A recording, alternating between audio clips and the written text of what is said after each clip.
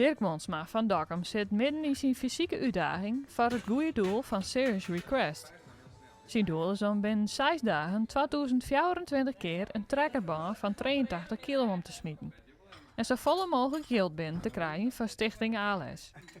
Ontnota rent er goed op schema en rent het geld op in de €1000. Het enige werk les dat ben mijn onderjerms. Maar reg en been, dat gaat al heel best. En ik ken het eigenlijk in de tijd die ik hier plant, kan ik het makkelijk doen. Dus ik ga ongeveer 350 partijen hier betocht. Nou, dan kom ik zit op de middagpauze. Om 12 uur zit ik meestal op 250. Dus nou ja, dan heb ik nog de rest van de dag om het af te maken. Dus het komt altijd goed. Dirk's neef Hendrik is 2 jaar in verstoorn aan ALS. De man van Hendrik is dan ook tegenwiers met deze actie en stiepe Dirk in deze weken volop. Er komt Hendrik zijn laatste wens in vervulling.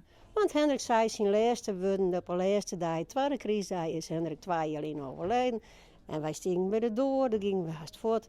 Toen zei hij zelf nog, mem, als er een lijst komt of als ze wat met ALS doen, jou aan ALS, want ik wil het meer beter.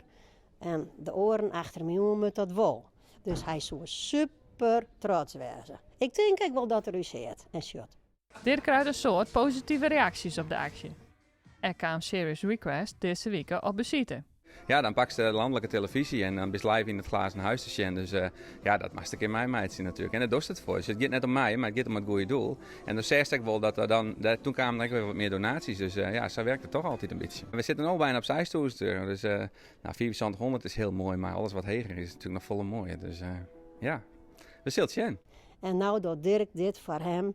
Natuurlijk op een andere manier als in gezondheid, maar toch, ik vind het super mooi. En ja, hij zou dit echt trots voor Dirk wezen. Hij had natuurlijk, ik had Dirk al aan die trekkerboom je toen in de tijd bracht. Dus het is, ja, het kan nooit mooier.